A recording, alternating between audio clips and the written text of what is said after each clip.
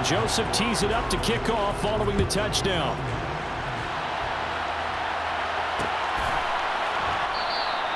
And they'll put up the stop sign there as his guys will get it at the 25. Now the attention turns to the Saints offense getting ready for their first possession of the second half. And maybe some renewed pressure on this unit following the touchdown a moment ago. It's back to a one-score game. And because of that pressure, because it's now a one-score game, they know this is where you need to slow the momentum change, because otherwise that could overrun your team. You got to be careful right here. And out of bounds on the other side of midfield at the 45. 87 yards for him on the ground now as he has been terrific here this afternoon. I love football lingo and the evolution of it all. Nickel defense makes sense, right? Five defensive backs. But then you go to 6. What are you going to call that? And they call it a double dime. A dime, which is just very simple for them. The math doesn't add up. But I know one thing. Offenses love to run against dime defenses. Typically, the bigger guys have an advantage against the smaller defensive backs when they're blocking downfield. And we saw that advantage right there. On second down, Kamara. Absolutely nobody fooled there. He's going nowhere fast as he stopped behind the line of scrimmage. It'll go as a loss of a yard, so now they deal with 3rd and 11. Backed up here, tough spot, needing 11 yards to pick up the first. 3rd down, a shot here for Dalton.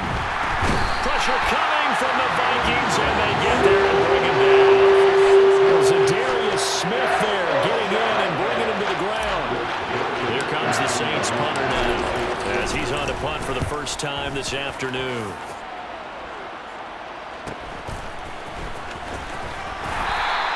It'll be a 44-yard punt, 6 on the return. And the Vikings will be backed up deep to begin their drive as they take over 1st and 10. Minnesota's offense takes over possession. A long drive last time out for this offense, Charles. If you remember, they started basically in the shadows of their own end zone, marched it down the field, and a lot of that was through the passing game. And partner, as a former defensive back, I'm having almost a physical reaction watching what's happening right now. But let's give credit where it's due, because they've done an excellent job moving the ball through the air.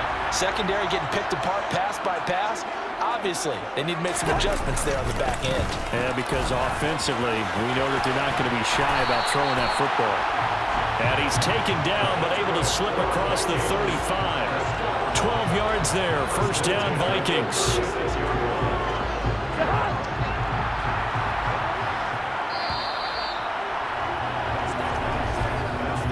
Going to get to the line to run another play, so we will switch ends as the 3rd quarter has come to a close. And we return, welcoming you back to Minneapolis. It's been a very hotly contested game to this point, just a field goal separating these two teams as we get set for the 4th quarter. Off the play fake, Cousins. Throw left side, on target to Thielen. And they're able to work this across midfield to the 48. Tell you what, he's been able to put the ball in some tight spots all game long. That throw, no different. Yeah, a lot of people would call it gutsy type of a throw. I think he looks at it as, I can do it, so it's not that big of a deal to me, and I'm going to keep firing. A 10th carry in the game for Cook. He'll take this to the 46.